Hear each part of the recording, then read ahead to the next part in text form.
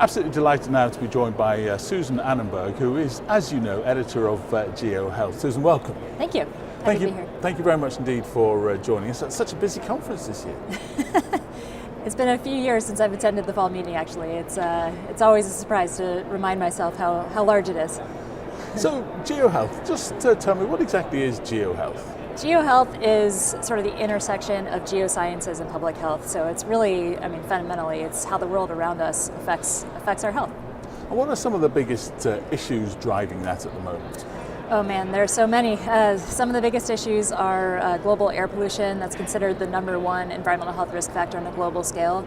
Of course, water quality is always an important factor, specifically in developing countries where adequate clean water and sanitation are not as widespread as we'd like them to be.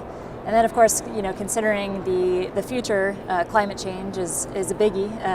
Climate change will affect everything, including our air quality and our water quality and our soils, of course, public health. And then, we're also seeing new emerging issues like chemicals in our consumer products and in our food that we eat, in our soils that we're exposed to.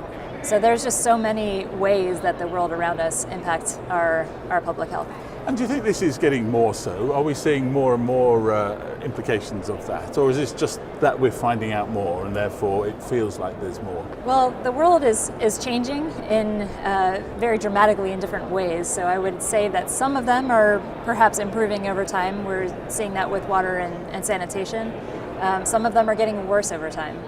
Air pollution is improving in some countries like the United States, where we have effective regulations that bring our air quality levels to a safer level.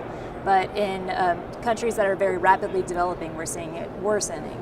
Then, of course, we have climate change, where we continue to be on a trajectory of very extreme climate changes that we can be anticipating. So it's sort of a mixed bag, but I think certainly some of the environmental health risk factors are growing right now and in the future, and I think there's also growing recognition that those are affecting our public health. In that growing recognition, how much of a discipline is this becoming, and how keen are students to get involved in it? I think students are really fascinated by it. It's not always called GeoHealth when people are practicing GeoHealth. Sometimes it's called global environmental health or just environmental health. There's a variety of different terms that people use for similar work. What I notice as the director of the Master in Public Health in the concentration of global environmental health at George Washington University's, our students come really motivated by a passion to improve life for people. They want to make the world a better place. They want to improve public health around the world. And, I think we have a lot of students who experience, certain, they see somebody have a certain disease and be affected by it. Maybe they worked in a hospital and they saw the same patients come in over and over again with the similar health outcomes. And I think they're recognizing that it's really, we're treating the symptoms. We need to be treating the underlying causes of disease. I think students are now recognizing that the world around us, what we're doing to the planet, is also affecting our health. And one of the best ways to make a difference on a very large spatial scale is to work on those environmental conditions that are influencing our health. Susan, thank you very much indeed for joining us today. We really appreciate it. Thank you so much.